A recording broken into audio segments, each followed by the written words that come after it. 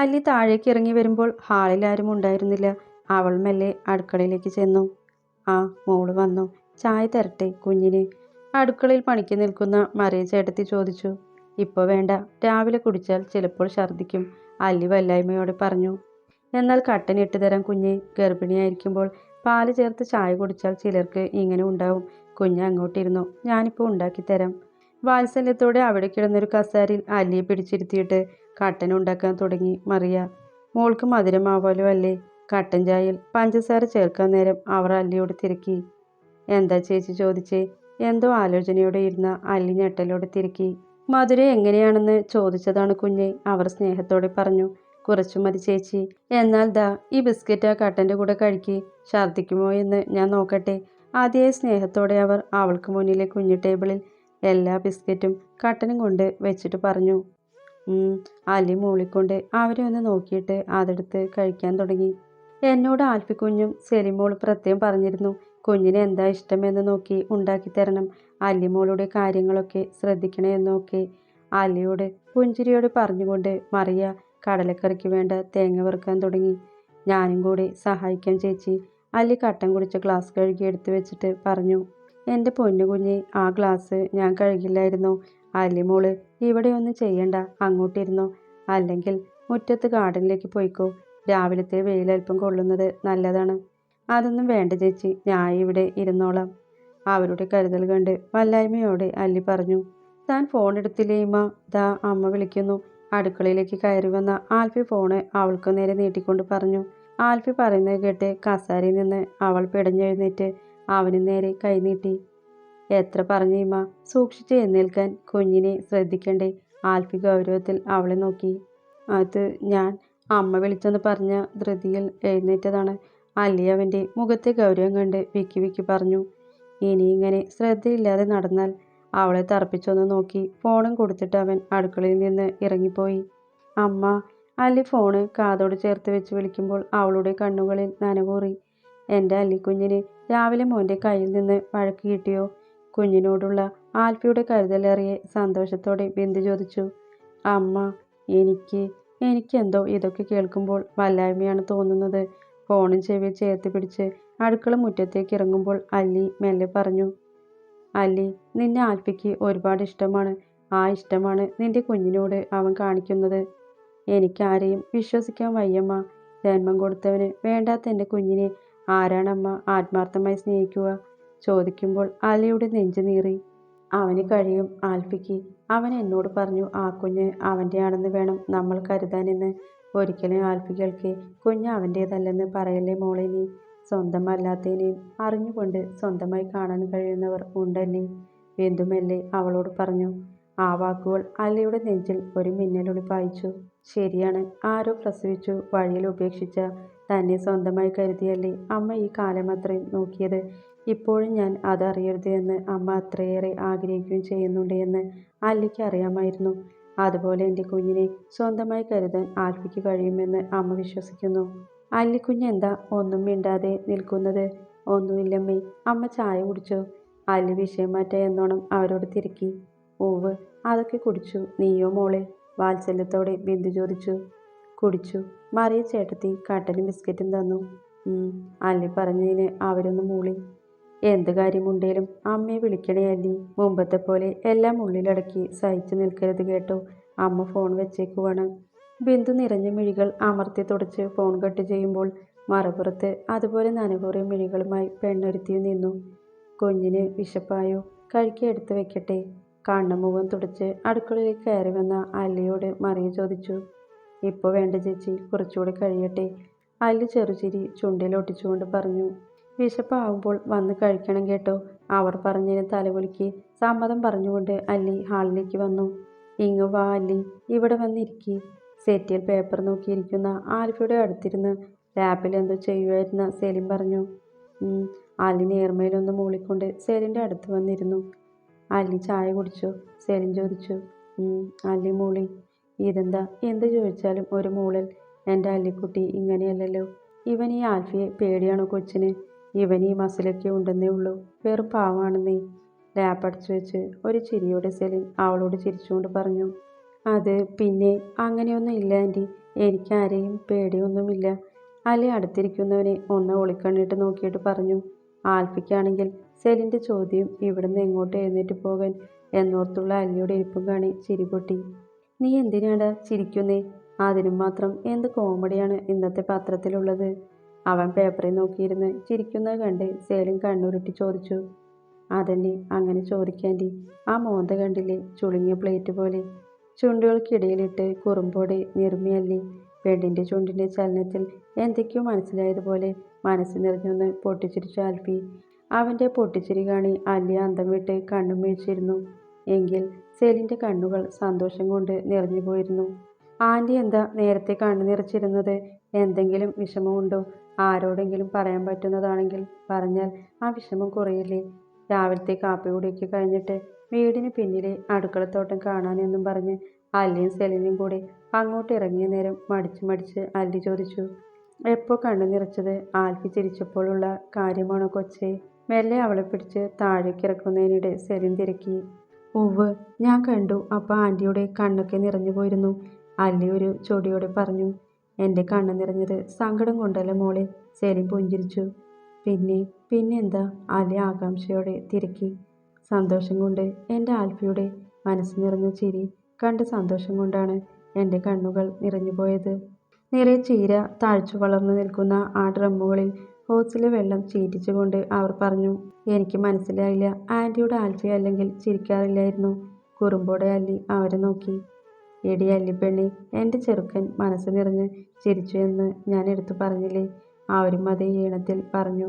സെലിം പറയുന്നത് കേട്ട് അല്ലി ഒരു ചിരിയോടെ അവരുടെ മുഖത്തേക്ക് തന്നെ നോക്കി നിന്നു. അല്ലി ഇതിനു മുമ്പ് എപ്പോഴെങ്കിലും ആൽഫിയെ കണ്ടിട്ടുണ്ടോ? വേറെ എവിടെയെങ്കിലും വെച്ച്? സെലിനെ അവളെ പിടിച്ച് ഒരു തിണ്ടിലിരുത്തുമ്പോൾ ചോദിച്ചു. ഇല്ലല്ലോ. അവനെ കണ്ടതായി ഒട്ടും ഓർമ്മയില്ലേ കുഞ്ഞിന്? സെലിൻ ഒന്നുകൂടെ തിരുക്കി. ഇല്ല ആൻറ്റി, ഞാൻ ആളെ ഇന്നലെയാണ് ആദ്യമായി കണ്ടത്. ആലോചനയോടെ അല്ലി പറഞ്ഞു. ആ, ചിലപ്പോൾ നീ കണ്ടിട്ടുണ്ടാവില്ല. പക്ഷെ അവൻ നിന്നെ മുൻപ് കണ്ടിട്ടുണ്ട് ഒരുപാട് തവണ. എപ്പോ, എവിടെ വെച്ച്? എന്നിട്ട് ഞാൻ അറിഞ്ഞില്ലല്ലോ. സെലിൻ പറഞ്ഞത് കേൾക്കെ ആകാംക്ഷയോടെ അല്ലി തിരക്കി. നിന്നെ എവിടെ വെച്ച്, എപ്പോൾ കണ്ടു, എങ്ങനെ കണ്ടു എന്നൊക്കെ അവൻ പറയുന്നതല്ലേ കുഞ്ഞ് നല്ലത്? ആകാംക്ഷയോടെ നോക്കിയിരിക്കുന്ന അല്ലിയുടെ കവിളിലൊന്ന് തട്ടിയിട്ട് സെലിൻ പറഞ്ഞു. എനിക്ക് ആൻറ്റി പറഞ്ഞറിഞ്ഞാൽ മതി. പ്ലീസ് ആൻറ്റി, ഒന്ന് പറയും. സെലിൻ്റെ കയ്യിൽ പിടിച്ച് തൻ്റെ അടുത്തേക്ക് ഇരുത്തിയിട്ട് അല്ലി പറഞ്ഞു. പറയണോ? സെലിൻ അല്ലിയെ നോക്കി ചിരിയോടെ തിരക്കി. വേണം, പറയണം. അല്ലി വാശിക്കാരിയായ കുഞ്ഞു പെണ്ണായി. എന്നാൽ എനിക്ക് അറിയും പോലെ ഓടിച്ചു പറയാട്ടോ. പിന്നെ വിശദമായി നിന്റെ കെട്ടിയവൻ പറഞ്ഞു തരും. ആ മതി, ഇപ്പോൾ ആൻറ്റിക്ക് അറിയും പോലെ പറഞ്ഞാൽ മതി.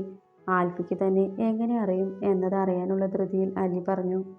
നിനക്ക് കുറച്ച് വർഷം മുമ്പ് ഒരു ആക്സിഡൻ്റ് ഉണ്ടായില്ലേ അല്ലി? ഉവ്വല്ലോ, ഒരു കാറിടിച്ചിട്ട് ഞാൻ 9ാം ക്ലാസ്സിൽ പഠിക്കുമ്പോൾ എൻ്റെ ദേഹമൊക്കെ മുറിഞ്ഞു. സെലിൻ ചോദിച്ചതും പെണ്ണ് ചാടിപ്പിടിഞ്ഞുകൊണ്ട് പറഞ്ഞു. എന്നാലേ ആ അപകടത്തിന് കാരണം നിന്റെ കെട്ടിയവൻ ആൽഫിയാണ്. സെലിൻ ഒരു ചിരിയോടെ പറഞ്ഞു. സത്യം? അല്ലി ഒന്ന് ഞെട്ടി. അതേന്ന്, അന്ന് നിന്നെയും വാരിയെടുത്ത് ആശുപത്രിയിൽ ഓടിയതും അവൻ തന്നെയാണ്. സത്യമാണ് കുഞ്ഞെ, അന്ന് അവൻ്റെ നെഞ്ചിൽ കയറിയതാണ് നീ. അല്ലിയുടെ മേടിച്ചു നോക്കിയുള്ള ഇരിപ്പ് കണ്ട് വാത്സല്യത്തോടെ സെലിൻ പറഞ്ഞു. ആൻറ്റി, എനിക്കതൊന്നും അറിയുമായിരുന്നില്ല. കുനിഞ്ഞ മുഖത്തോടെ അവൾ പറഞ്ഞു. അല്ലി അന്ന് കുഞ്ഞല്ലേ, പിന്നെ അവനും പഠിക്കുമായിരുന്നില്ലേ? അതുകൊണ്ടാണ് മോളോട് അവനൊന്നും തുറന്നു പറയാതെ ഇരുന്നത്. എങ്കിലും ബസ് സ്റ്റോപ്പിലും ബസ് ഇറങ്ങുന്നിടത്തും നിങ്ങളുടെ അവിടുത്തെ അമ്പലത്തിലുമൊക്കെ അവനൊരു നിഴൽ പോലെ നിന്റെ പിന്നാലെ ഉണ്ടായിരുന്നു. എന്നിട്ടും കണ്ണടച്ച് തുറന്ന സമയം കൊണ്ട് നിന്നെ അവന് നഷ്ടപ്പെട്ടു പോയി. നിറഞ്ഞു വന്ന കണ്ണുകൾ തുടച്ചുകൊണ്ട് സെലിൻ പറഞ്ഞു. പിന്നെ മുഖമുയർത്തി അല്ലിയെ നോക്കി. അവളാകട്ടെ നിശബ്ദം. അവർ പറയുന്നത് കേട്ട് ഇരുന്നതേയുള്ളൂ. അവനൊരു പ്രണയമുണ്ടെന്നല്ലാതെ അത് ഇത്രമാത്രം തീവ്രമാണെന്നോ ആ പെൺകുട്ടി ആരെന്നോ പോലും എനിക്കും അറിയാതെ പോയി മോളെ. നിന്റെ വിവാഹം കഴിഞ്ഞ് ഒരാഴ്ച കഴിഞ്ഞിട്ടുണ്ടാവും. അവൻ പഠനം ഉപേക്ഷിച്ചു പെട്ടെന്നിങ്ങ് പോന്നു.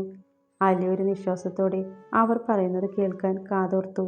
ഇവിടെ വന്നവൻ വീടിന് പുറത്തിറങ്ങാതെ മുറിക്കുള്ളിൽ ഇരിപ്പായി. ഭക്ഷണം കഴിക്കില്ല, കുളിക്കില്ല, ഉറക്കം തീരെയില്ല. എന്തിന്, അവന് വേണ്ടി ജീവിച്ച എന്നെപ്പോലും അവന് കാണണ്ട. അങ്ങനെ ഏകദേശം 1 വർഷത്തോളം കഴിഞ്ഞു പോയിരുന്നു. ഇതിനിടെ 1-2 വട്ടം സ്വയം അവസാനിപ്പിക്കാനും നോക്കിയവൻ. കർത്താവിൻ്റെ കൃപ കൊണ്ട് അതിൽ നിന്നൊക്കെ രക്ഷപ്പെട്ടു.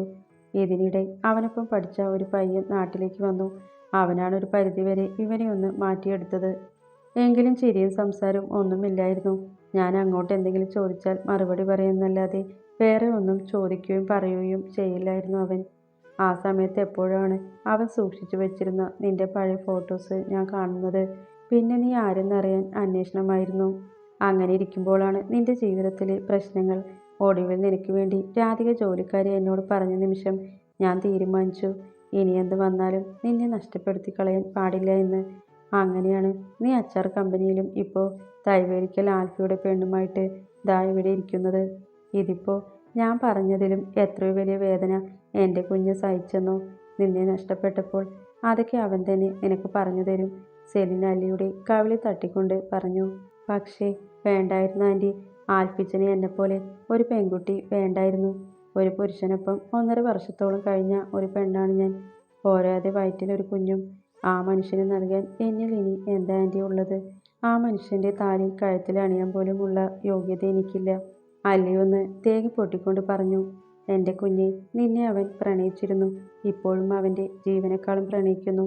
അതുപോലെ നിന്നിൽ നിന്നും ഉരുവായ ഈ കുഞ്ഞു ജീവനെ അവൻ സ്നേഹിക്കുകയും ആഗ്രഹിക്കുകയും ചെയ്യുന്നു. ഇതൊക്കെയാണ് അവൻ്റെ പേരിലുള്ള ഈ മിന്നണിയാനുള്ള നിന്റെ യോഗ്യത. വിതുമ്പിക്കരയുന്ന അല്ലിയെ ചേർത്ത് പിടിച്ചുകൊണ്ട് സെലിൻ പറഞ്ഞു.